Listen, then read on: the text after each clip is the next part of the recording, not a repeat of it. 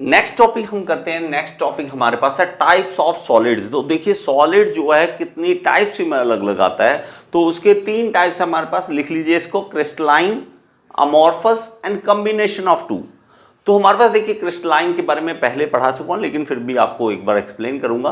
Crystalline, amorphous है और combination of to. Amorphous क्या है इसके बारे में लेटर ऑन हम समझेंगे, पहले हम समझ लें कि क्रिस्टलाइन क्या है। अगेन बात वही है, तो आपको तंग ज्यादा नहीं करूंगा, लेकिन थोड़ा सा आपको समझना पड़ेगा। इसकी डेफिनेशन लिख लीजिए। क्रिस्टलाइन क्या है? Solids in which atoms, molecules and ions are arranged in regular manner with respect to each other. जैसे मैंने आपको पहले बताया कि हमारे पास एटम जो है प्रॉपर तरीके से हमारा रेगुलर पैटर्न में हमारे पास अरेंज किए जाते हैं। वो रेगुलर पैटर्न जब अरेंज होता है तो उसको हम क्रिस्टलाइन स्ट्रक्चर बोल देते हैं कि ये बहुत क्रिस्टलाइन है। जैसे ना कई बार बोलते हैं, ये कैसा समझ आया, बंदा सामने से कह रहा है क्रिस्टल क्लियर हो गया, क्रिस्टल क्लियर हो गया, क्रिस्टल, है ना, एक अच्छे तरीके से। तो क्रिस्टल हमारे पास इसी तरह से हम समझ सकते हैं कि बार बार वही रिपीट रेगुलर पैटर्न हमारे पास आए तो उसको हम कह देते हैं। इसमें 2 तरह के आ जाते हैं। देखिए सॉलिड भी, इसमें क्रिस्टलाइन भी 2 तरह के। कैसे? एक है मेटालिक और दूसरा है नॉन मेटालिक। देखिए मेटालिक में तो हमें, जैसे मैंने पहले बताया आपको आयरन के बारे में, इन चीजों के बारे में, तो मेटल्स जो हैं उसमें स्ट्रक्चर हम कहेंगे मेटालिक क्रिस्टल, तो दूसरा आएगा नॉन मेटालिक क्रिस्टल। तो हमारे पास मेटालिक में अलग अलग आ जाते हैं, इसके बारे में बहुत आराम से पढ़ेंगे। तो अभी एक बार लिख लीजिए, इसमें स्ट्रक्चर होते हैं बीसीसी, एफसीसी और एफसीसी, एचसीबी। तो हमारे पास देखिए बीसीसी जो है वो अलग अलग किसमें, वेनेडियम में हो गया, क्रोमियम में हो गया। एफसीसी एल्यूमिनियम में, निकल में, लेड में। एचसीबी क्या है? मैग्नीशियम, जिंक और टाइटेनियम में। तो इस तरह से हमारे पास ये, आपको अभी एक बार नाम याद कर लो, इस तरह से टॉपिक लिख लो, कोई प्रॉब्लम नहीं है। जैसे जैसे आगे बढ़ेंगे तो इसके बारे में मैं डिटेल आपको दूंगा कि ये सब कुछ क्यों होता है, कैसे होता है। नेक्स्ट देखिए हमारे पास नॉन मेटालिक क्रिस्टल है। अब जो नॉन मेटालिक क्रिस्टल में क्या आ जाएगा, जैसे प्लास्टिक हो गया, पॉलीमर हो गया, ये जो आ जाते हैं वो नॉन मेटालिक में आ जाएंगे। तो मेटालिक और नॉन मेटालिक 2 आ जाएंगे। नेक्स्ट करते हैं हम अमॉर्फस के बारे में, अमॉर्फस क्या होता है। नेक्स्ट है हमारे पास देखिए अमॉर्फस सॉलिड या नॉन क्रिस्टलाइन सॉलिड्स, ये क्या होते हैं। तो इसको बड़ा आराम से समझो, आराम से देखिए। पिछले वाला क्या था हमारे पास, क्रिस्टलाइन स्ट्रक्चर क्या था, जो रेगुलर पैटर्न में है, और ये क्या होगा, जो नहीं है। ठीक है, क्योंकि हमारा उल्टा होगा तभी तो हमने कोई टाइप बनाई है। तो हमारे पास यहाँ पे रेगुलर पैटर्न नहीं होते।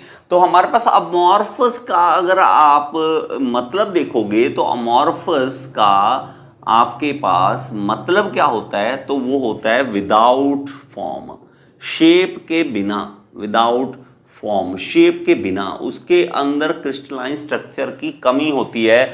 The solids in which, the solids in which there is lack, कमी होती है, lack of crystal formation या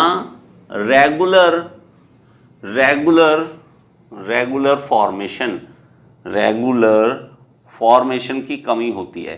तो उसको हम क्या कह देते हैं, हमारे पास वो कह देते हैं हम अमॉर्फस सॉलिड या नॉन क्रिस्टलाइन सॉलिड। तो इसके एग्जांपल लिख लें। एग्जांपल्स हमारे पास है जैसे कि ग्लास, कांच जो होता है वो हमारे पास अमॉर्फस मटेरियल होता है। इसमें कोई भी रेगुलर पैटर्न नहीं होता कि शीशे को आप सीरियसली देखोगे ना तो उसमें कोई रेगुलर पैटर्न नहीं है। आपका ग्लास है, टूटता है, उसने किस शेप में टूटना है, क्या होगा, कोई प्रेडिक्शन नहीं होती, कहां से कहीं भी टूट सकता है, कैसा भी टूट सकता है। ठीक है, उसके अंदर जो एटम्स है वो प्रॉपर्ली अरेंज्ड नहीं होते। ठीक है, और हमारे पास सिलिकॉन डाइऑक्साइड, इसको लिख लीजिए, सिलिकॉन डाइऑक्साइड, ये भी हमारे पास एग्जांपल जो है वो किसकी है, अमॉर्फस मटेरियल की है, अमॉर्फस। नेक्स्ट है हमारे पास कॉम्बिनेशन ऑफ बोथ, कॉम्बिनेशन आ जाए दोनों का, कॉम्बिनेशन ऑफ टू, मतलब क्रिस्टलाइन भी हो और वो अमॉर्फस भी हो, तो बीच का चीज मैं हमेशा कहता हूँ, देखो एक इधर होता है, एक होता है, एक बीच का होता है। ठीक है, तो हमारे पास ये बीच की चीज आ गई, ना उधर ना इधर।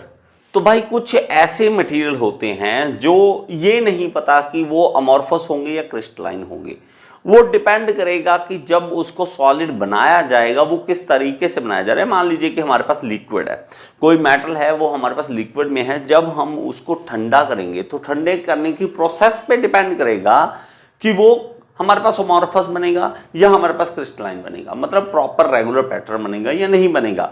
मान लीजिए कि आपने जल्दी से ठंडा करा, ठीक है, जल्दी से ठंडा करने के चक्कर में जल्दी ठंडा रैपिड कूलिंग करा दी, जल्दी ठंडा हो जाए, उस चक्कर में हमें पता लगा कि वो अमॉर्फस मटेरियल बन गया। जब हमने आराम से ठंडा होने दिया, भाई आराम से ठंडा हो कोई बात नहीं, जैसे जैसे एटम जुड़ेंगे आराम से वो एक दूसरे के साथ जुड़ेंगे, वो सॉलिड बनेगा। जो लिक्विड है वो, जो गर्म लिक्विड है वो धीरे धीरे सॉलिड बनेगा। जब सॉलिड बनेगा तो वो रेगुलर पैटर्न में आ जाएगा, तो वो क्रिस्टलाइन बन जाएगा। तो ये ऐसे होते हैं जो कहीं किसी के नहीं होते, जैसे कि सिरामिक्स है, तो ये हमारे पास किसी के नहीं है, ना तो पक्का कि वो क्रिस्टलाइन होंगे और ना पक्का कि हमारे पास अमॉर्फस होंगे। बात समझ आई? तो ये डिपेंड करेगा कि रेट ऑफ कूलिंग पे डिपेंड करेगा कि कैसी है हमारी। पूरा गर्म लोहा, मतलब पूरा गर्म हमारे पास सिरेमिक है, तो उसको जब हमने मान लीजिए ठंडा करना है तो ठंडे होने की प्रोसेस पे डिपेंड करेगा कि वो क्या बनेगा।